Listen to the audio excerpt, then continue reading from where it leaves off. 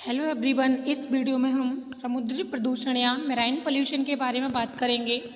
जैसा कि हम समुद्र के बारे में पहले से ही बहुत सारी चीज़ों के बारे में जानते हैं।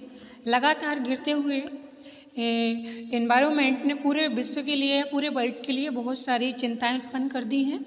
इसका रीज़न यही है कि वास्तव में एनवायरनमेंट ही हमारे लिए सब कुछ है, जिससे सभी मानव, पशु या फिर ह्यूमन बींग्स, एनिमल्स, वेजिटेशंस घिरे हुए हैं और सेफ हैं।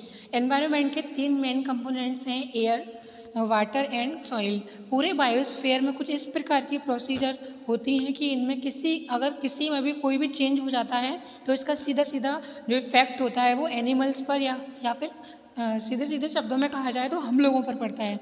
इसकी अपोजिट यह सभी जो चेंज होते हैं वो पृथ्वी के पूरे नेचुरल एनवायरनमेंट को काफ़ी चेंज कर देते हैं।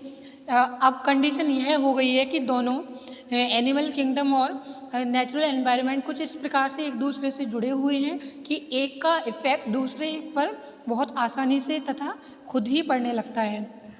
इसके बाद हम समुद्री प्रदूषण की बात करें तो जो समुद्री जल है हमारी पृथ्वी उसका 2/3 भाग से घिरी हुई है तथा इसकी अपनी अलग अलग इम्पोर्टेंस है, जिससे बायोलॉजिकल तथा इकोलॉजिकल बड़ी निकटता से जुड़ी हुई है।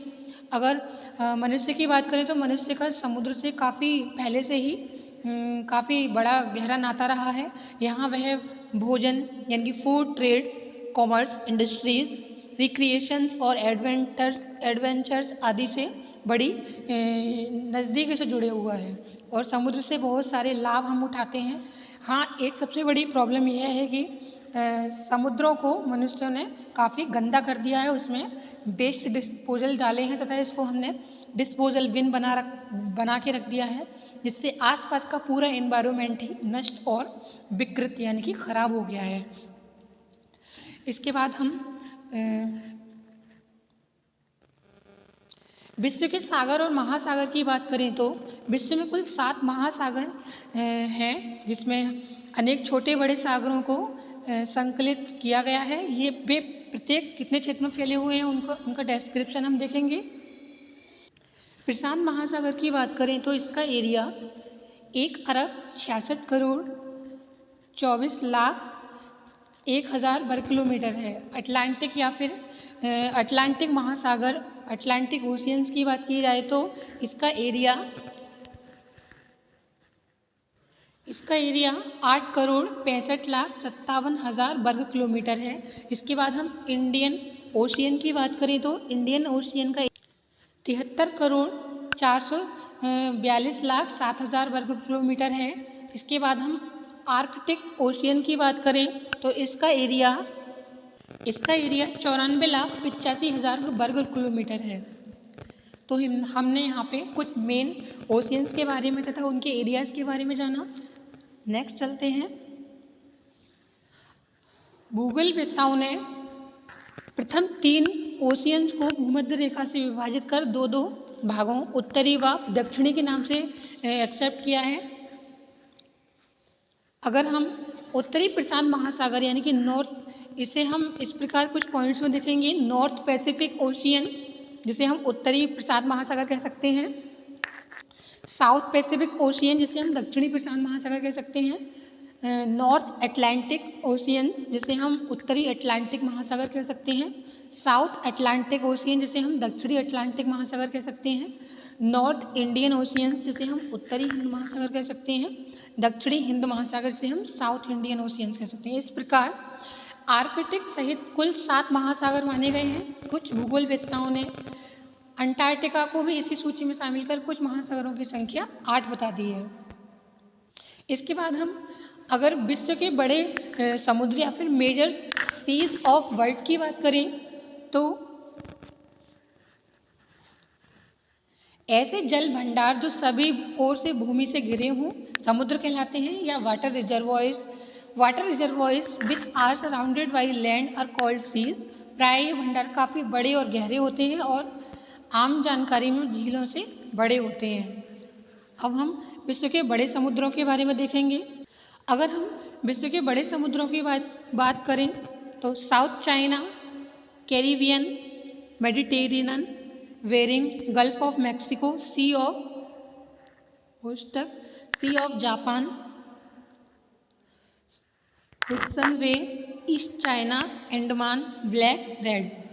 ये सभी कुछ मुख्य समुद्रों के नाम हैं तथा इनके क्षेत्रफल इस चार्ट में दिए गए हैं।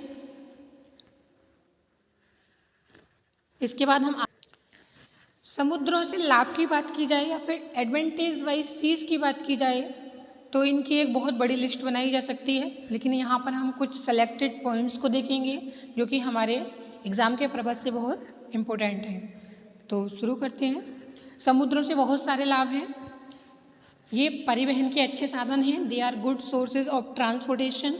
लंबी यात्राएं सस्ते में उपलब्ध हो जाती हैं। Long travels can be taken in cheaper rates. अनाज, दवाइयाँ एवं अन्य खाने पीने की वस्तुएं दूर दराज के देशों को उपलब्ध कराई जा सकती हैं। Food grains, medicines and other eatable commodities में be made available to distant countries. उद्योगों के लिए भारी मशीनरी, अन्य उपकरणों का ले जाना सहज होता है। It is easy to carry heavy machines and its equipments for industries. मनुष्य, पशु और जंगली जानवरों को सुरक्षित तरीके से ले जाना संभव है। It is possible to shift safely man, livestock and wild animals. ये व्यापार में काफ़ी भूमिका निभाती है। They play important role in trades. They are always helpful in fish production activities, a good source of livelihood. मछली उत्पादन कार्य में सदैव सहायक होते हैं और आजीविका के अच्छे स्रोत होते हैं। ये प्रवाल भित्ति को संरक्षण देते हैं। They help conserve coral reefs. समुद्र और महासागर अनेक महत्वपूर्ण खनिजों के भंडार हैं। Seas and oceans are the stores house of many important minerals. विभिन्न प्रकार के ऊर्जा संसाधन, कोयला, ऑयल्स एंड गैसेस तथा मेटल्स तथा मिनरल्स जैसे मैग्नीज, लोहा, टिन। रासायनिक केमिकल साल्ट्स की बात की जाए तो सोडियम और क्लोरीन आदि समुद्री चूना समुद्रों और महासागरों से उपलब्ध हो सकती हैं। Different kinds of energy resources, for example coals, oils and gases, metallic mines, rails, manganese, iron and tin, chemical salt, for example sodium and chlorine etc. and limestone may be made available through seas and oceans। इसके बाद हम धातु खनिजों में सोना, जस्ता, uranium, thorium आदि विभिन्न तरीकों से महासागरों से प्राप्त किया जा सकता है। Metal minerals, gold, silver, zinc, uranium, thorium can be extracted from oceans by appropriate technology. समुद्री चट्टानों तथा ढालू चट्टानों अवशेषों से zircon, monazite, continental shelves and slopes can get you upton, zircon, monazite, rutile, magnetite, gold, diamond, platinum, phosphorite, sulfur etc.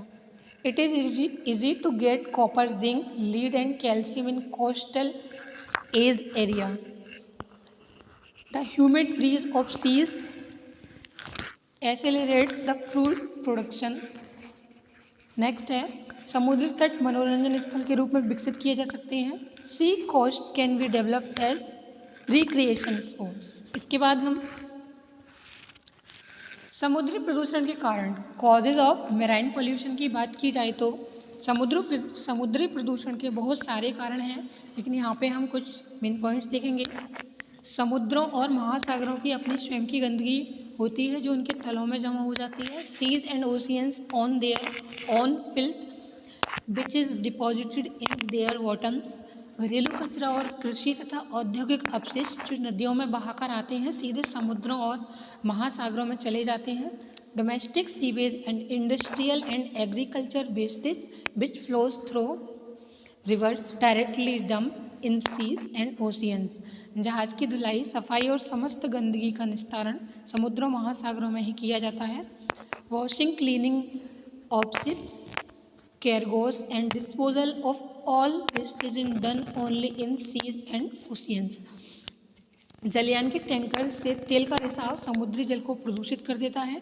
Oil leakage from the tankers of ships pollutes the sea water. मृत जलचरों को या animals से समुद्री जल को प्रदूषित होने से नहीं रोका जा सकता, यानी कि जो मरे हुए एनिमल समुद्र में पड़े होते हैं वो भी समुद्र को काफ़ी polluted करती है। It is not possible to check the sea water being polluted by dead water animals और creatures। समुद्री खाद्य पदार्थों में शेल फिश का बड़ा योगदान है। इससे हेपेटाइटिस, पोलियो और अन्य रोगजनक कीटाणु मिलते हैं जो स्वास्थ्य के लिए हानिकारक होती हैं। Oceans food stuff keeps the shellfish to much contribute. They provide hepatitis, polio and other germs, virus which are very much harmful for health. पानी से हल्की वस्तुएं समुद्री जल की सतह पर तैरती रहती हैं। यह जल को ही प्रदूषित नहीं करती हैं बल्कि इनके खाने से कई पक्षी तक मर जाते हैं। Things lighter than water floats on the surface of sea water. They not only pollute the water but several birds die by its eating. हमने इस वीडियो में समुद्र की बात की, समुद्र प्रदूषण के बारे में बताया तथा जो हमारे ओशियंस हैं उनके एरियाज़ के बारे में बात की तथा हमने ओशियंस के बारे में तथा सीज़ के बारे में बात की। इसके अलावा हमने समुद्र प्रदूषण के रीजन्स को जाना कि किन कारणों की वजह से समुद्र में प्रदूषण फैल रहा है। अगर हमारे समुद्र में इसी प्रकार से प्रदूषण फैलता रहा तो आने वाले समय में हम बहुत बड़ी समस्या से घिर जाएंगे, क्योंकि हमारे फूड का एक बहुत बड़ा अमाउंट हमें समुद्रों द्वारा मिलता है।